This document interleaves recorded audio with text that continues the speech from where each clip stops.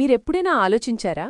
ప్రతిరోజూ మీ ఇంట్లో వాడే ఆ ఎర్రటి సిలిండర్ మీ దగ్గరికి రావడానికి ముందు ఎంత పెద్ద ప్రయాణం చేసిందో ఒక్క ఉదయం ఊహించుకోండి. అమ్మ వంటగదిలో చాయ్ పెట్టడానికి గ్యాస్ వెలిగించింది. ఆ చిన్న నీలిరంగు మంట వెలిగిన తర్వాత మీకా వేడి, ఆ వాసన, ఆ క్షణం అనుభవం అవుతుంది. కానీ ఆ మంటకు వెనకున్న కథ మీకు తెలుసా? ఆ సిలిండర్ మీ ఇంటికి చేరుకోడానికి ముందు భూమి లోపల్నుండి బయటికొచ్చి సముద్రాలు దాటి వేలాది కిలోమీటర్లు ప్రయాణించింది. ఈరోజు మనం ఆ పూర్తి కథని మొదటి నుండి అర్థం చేసుకుందాం. మొదటిగా అర్థం చేసుకోవాల్సిందేమిటంటే ఈ గ్యాస్ అసలు ఏమిటి అనే విషయం. దీనికి ఎల్‌పీజీ అని పేరు.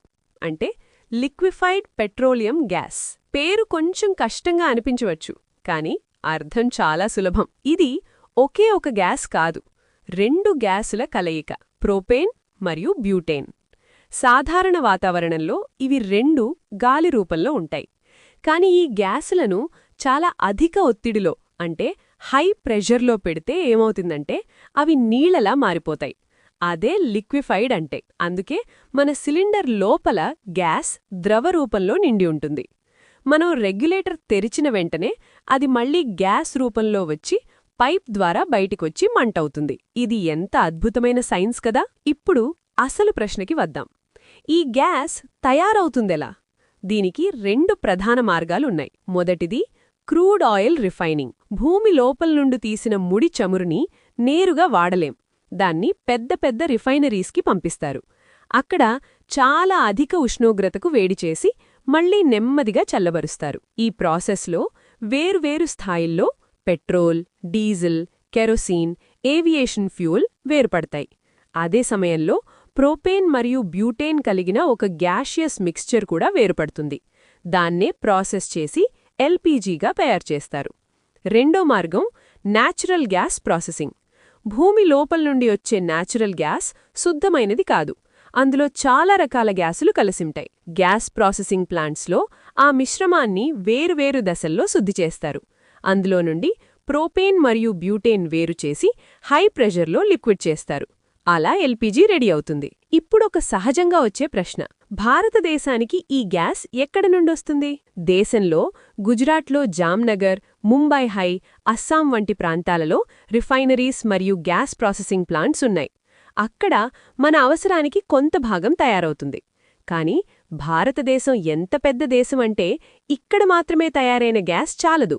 అందుకే సౌదీ అరేబియా, ఖతార్, యుఏఈ వంటి దేశాల నుండి పెద్ద పెద్ద సముద్ర నౌకల ద్వారా దిగుమతి చేసుకుంటాం. ఆ నౌకలు మన దేశ తీరాలకి చేరుకున్నప్పుడు అక్కడి నుండి అసలు ప్రయాణం మొదలవుతుంది. ఇప్పుడు చెప్పబోయే పార్ట్ ఎవ్వరికీ తెలీదు, కానీ ఇదే అన్నిటికంటే ఆసక్తికరమైన భాగం. రిఫైనరీ లేదా పోర్ట్ నుండి మీ ఇంటి వంటగదికి గ్యాస్ ఏ విధంగా వస్తుందో చూద్దాం. ఈ ప్రయాణంలో 4 ముఖ్యమైన దశలుంటాయి. మొదటి దశలో రిఫైనరీ లేదా ఇంపోర్ట్ టెర్మినల్లో గ్యాస్ తయారవుతుంది లేదా విదేశాల నుండి వచ్చిన నౌకల నుండి దింపబడుతుంది. అక్కడ భారీ స్టోరేజ్ ట్యాంక్స్లో సురక్షితంగా నిల్వచేస్తారు. రెండో దశలో ఆ గ్యాస్ బాట్లింగ్ ప్లాంట్కి వస్తుంది. ఇక్కడే మీకు తెలిసిన ఆ ఎర్రటి సిలిండర్లో గ్యాస్ నింపబడుతుంది. మెషీన్స్ సహాయంతో ప్రతి సిలిండర్లో నిర్ణీత మొత్తంలో గ్యాస్ నింపి మళ్లీ పూర్తి సేఫ్టీ ఇన్స్పెక్షన్ చేస్తారు. ఒక్క లీకేజైనా సహించరు. మూడో దశ డిస్ట్రిబ్యూషన్. నిండిన సిలిండర్లను పెద్ద ట్రక్స్లో మీ నగరం లేదా గ్రామంలోని గ్యాస్ ఏజెన్సీలకి పంపిస్తారు. నాలుగో దశ అందరికీ తెలిసిన హోమ్ డెలివరీ.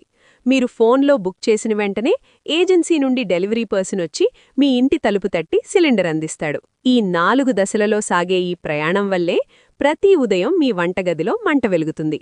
ఈ మొత్తం సిస్టమ్ని మన దేశంలో 3 పెద్ద సరకారీ కంపెనీలు నడుపుతున్నాయి. మొదటిది ఇండియన్ ఆయిల్ కార్పొరేషన్. ఇది ఇండేన్ గ్యాస్ పేరుతో మనకు తెలుసు. రెండోది భారత్ పెట్రోలియం. ఇది భారత్ గ్యాస్గా సేవలందిస్తోంది. మూడోది హిందుస్థాన్ పెట్రోలియం. ఇది హెచ్పీ గ్యాస్గా సేవలందిస్తోంది. ఈ 3 కలిసి కోట్లాది కుటుంబాల వంటగదులకు రోజూ సేవ చేస్తున్నాయి. చివరగా ఆలోచించండి, అది కేవలం ఒక సిలిండర్ కాదు. భూమి లోపల్నుండి బయటికొచ్చి దేశాలు దాటి, సముద్రాలు దాటి, రిఫైనరీలు, బాట్లింగ్ ప్లాంట్లు, ట్రక్కులు, ఏజెన్సీలు అన్నీ దాటి మీ ఇంటిలోకి వచ్చే గ్యాస్. ఇదొక చాలా పెద్ద శ్రమ యొక్క ఫలితం. అమ్మ వంట చేసేటప్పుడు వెలిగించే ఆ చిన్న నీలి మంటకి వెనుక ఇంత పెద్ద కథ ఉంది. ఇప్పుడొక విషయం ఆలోచించండి. ప్రపంచం అంతా కొత్త ఎనర్జీ సోర్సెస్ వైపు మళ్ళుతోంది. ఎలక్ట్రిక్ స్టవ్స్ వస్తున్నాయి, సోలార్ కుక్కర్స్ వస్తున్నాయి. మరి రాబోయే రోజుల్లో కూడా ఈ ఎర్రటి సిలిండర్ మన వంటగదిలో ఉంటుందా, లేక వేరే టెక్నాలజీ దాని స్థానం తీసుకుంటుందా? ఈ ప్రశ్నకి మీ సమాధానం కామెంట్లో చెప్పండి. మీకీ వీడియో నచ్చితే లైక్ చేయండి. మరిన్ని అలాంటి వీడియోల కోసం ఛానల్ సబ్స్క్రైబ్ చేసి బెల్ ఐకాన్ నొక్కి ఆల్ సెలెక్ట్ చేయండి.